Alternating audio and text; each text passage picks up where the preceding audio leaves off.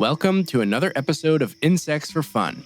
Today we are backtracking a bit to revisit tiger beetles, the insects known for their extreme speed across even sandy terrains. But this time, the focus is on what happens when they take to the air. In the previous tiger beetle episode, I mentioned that they're able to fly, but only for short distances. And I also talked about how they have ears designed to pick up ultrasonic signals. The catch was that these ears are hidden under their elytra, so the beetles can really only use them when in flight. I didn't, however, mention why they needed those ears or why flying at night can be a potential problem. Believe it or not, tiger beetles, which are some of the fastest land insects on Earth, can get predated by bats on occasion. At least enough to make some species evolve ways to ensure they don't. But first, we should look at how bats use ultrasonic sounds in echolocation. Most of us probably think of these noises as supersonic attacks, like in Pokemon, or some other invisible wavelength that can totally disrupt one's senses. However, the primary use for echolocation in bats is to map out their surroundings. When they're on the hunt, they send out high-frequency sound waves using their voice box. These waves bounce back, letting them see in the dark. So, what's a little insect to do in the face of these invisible sonars? Turns out, over time, many insects have evolved ears tuned to the exact frequencies bats use. It's a pretty ingenious early warning system, and one of the reasons tiger beetles adapted their ultrasonic hearing. But tiger beetles don't just listen for bats. They respond with an ultrasonic signal of their own. And for 30 years, no one really knew why. It was only this year, in 2024, that scientists at the Florida Museum of Natural History set out to finally crack this riddle. Tiger beetles are the only beetles known to make ultrasonic sounds in response to bat echolocation. That's pretty unusual. Most insects that can hear bat calls, like moths, don't make sounds back. Instead, they typically try to dodge and weave out of harm's way. Some of these moths can even jam the bat's radar with their own ultrasonic clicks, confusing the bat's echolocation.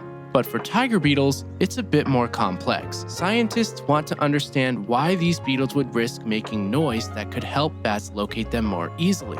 The researchers started by confirming that tiger beetles do in fact produce ultrasound when bats are in attack mode. They headed to the deserts of southern Arizona, collected 20 species of tiger beetles, and played recordings of bat attack sequences to observe how the beetles responded.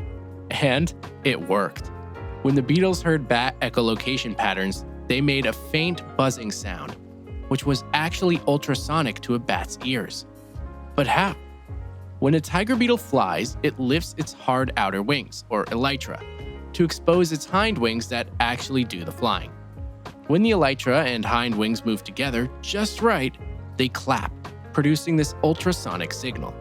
To us, it's a faint buzz, but for bats, it's a loud warning signal. So the next question was why? The first theory was that they're trying to jam the bat's sonar, like moths, but it didn't hold up.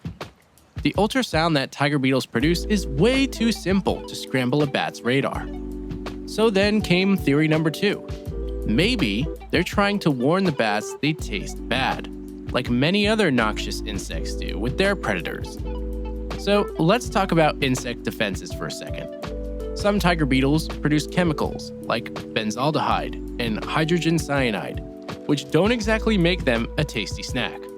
But scientists had never tested whether bats would actually avoid these beetles because of those chemicals. So they put it to the test. They fed 94 tiger beetles to big brown bats, which love beetles, by the way. To the researchers' surprise, 90 of those beetles were eaten without hesitation. Only 4 were partly eaten or rejected, meaning that the tiger beetle's chemicals were not a deterrent to bats.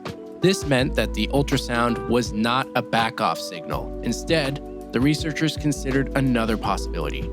Maybe tiger beetles were doing some next-level mimicry. What if they were imitating the sounds of genuinely toxic moths? They took recordings of tiger beetle sounds and compared them to those of tiger moths, which are known to produce ultrasound as a warning to bats. And boom, there was a clear overlap. The tiger beetles, which aren't noxious to bats, seem to be mimicking the signals of moths. It's a clever trick, and essential for these nighttime flyers to avoid predation. But here's where it gets even more interesting.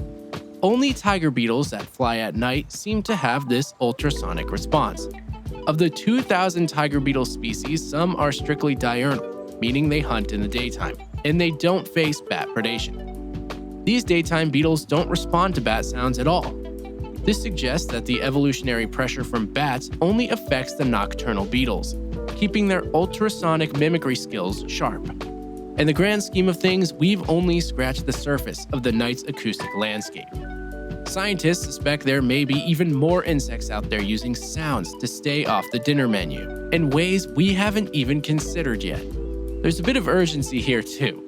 Acoustic mimicry depends on a quiet environment to work well, but our world is getting noisier, with increased human noise and light pollution.